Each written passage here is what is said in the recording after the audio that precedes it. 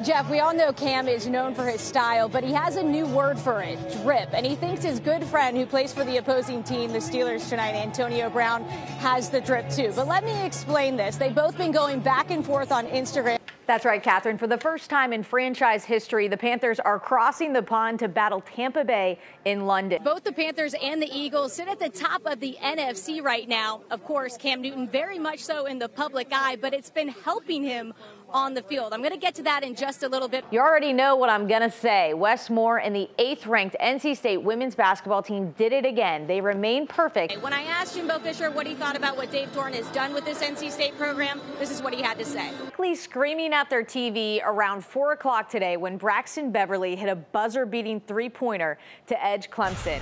Jeff, it's a battle of the opposites tonight. You got NC State and Kevin Keats who like to run the ball, shove it down your throat with that high-powered offense.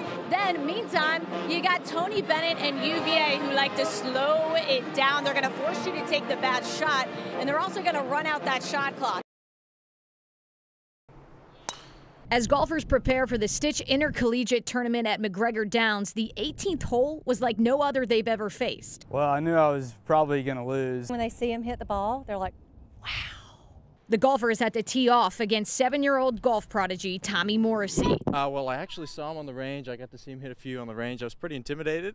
He's a young superstar. At about 14 months old, he started playing golf. He became obsessed with it. The 4'3" golf phenom is the 7th best junior golfer in the world and the 2nd best in Florida. Hit a couple shots, none of them got to the green, so he hit it up there to about 10 feet. There you go. Besides facing one of the top up-and-coming golfers, they had to do it with one arm. Why? Because Tommy only has one arm. You know, we all hope for the perfect child.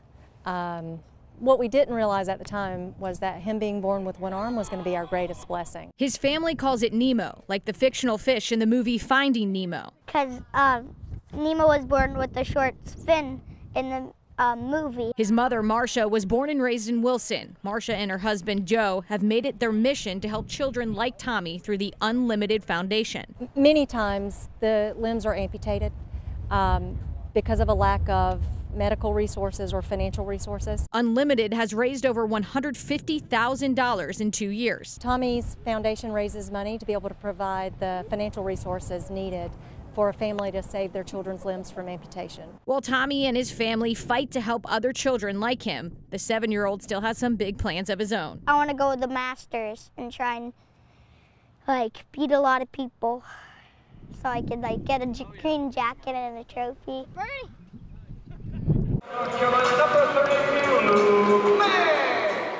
UNC star forward Luke May grew up in a family of 6 with 3 younger brothers, and they're pretty quirky, like they put ketchup on everything.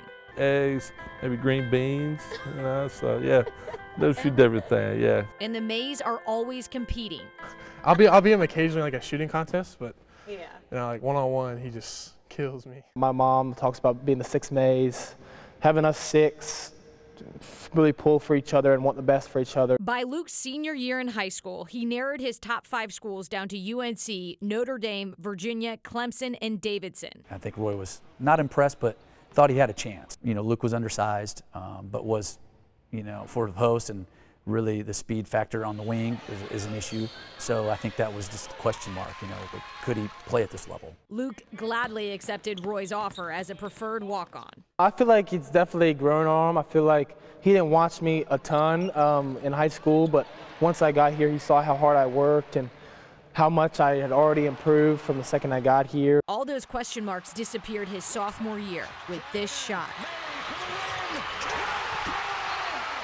The one he drilled in the final seconds against Kentucky that propelled the Tar Heels to the Final Four. It was tie game, and all of a sudden we had one play to win it, and Theo made an unbelievable pass. When he shot it, I said, that looks good, and then, of course, I jumped off the couch. When he made it, it was just like, I put my arms in the air, and it was pretty crazy. My dad was like freaking out. I mean, Luke could always play, just a matter of, I mean, really him, the believing. I do feel like it was something that definitely changed my life forever, and something that I will never forget. Luke's goal is to bring home another national championship, but he wants people to remember him for who he was on the court when everyone was watching and when no one was watching. The kid has spent an unbelievable amount of time and sweat to be the player that he is right now. Luke's a hard worker, and it's kind of contagious when you see, the guys that have had a lot of success at the top of your program. He was just a true gentleman and a quality individual. You don't get a lot of those kind of kids.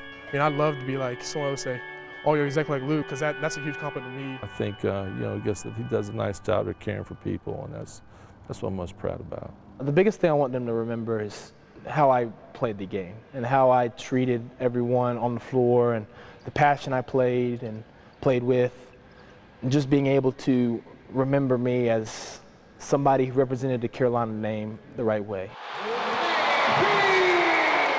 Mary Dunleavy, WRAL Sports, Chapel Hill.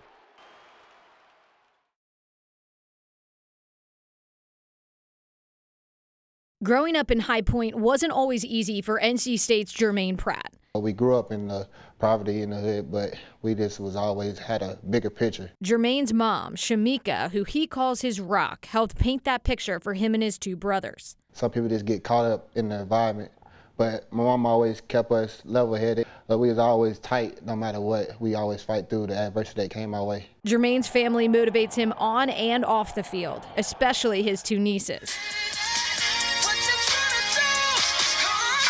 They turn him into a big old teddy bear. Having that two girls around is like unbelievable.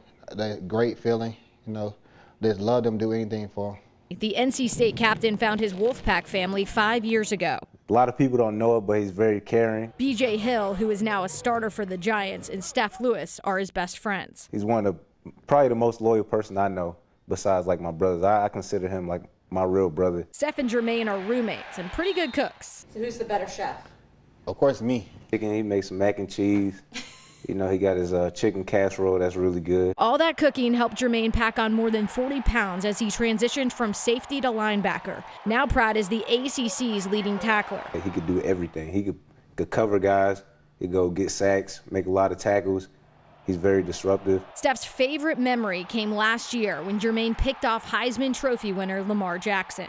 I'm not gonna lie, I got emotional when that happened because, I just know how hard he worked. As Jermaine's college football career comes to a close, he hopes to win an ACC championship with his NC State brothers. Then he wants to make it to the NFL and take care of his real family. My goal is just provide for my family. Give them a better life. Especially his mom. I always wanted to move her to a different place, different location. And I think I have the opportunity to do that soon. Mary Dunleavy, WRAL Sports, Raleigh.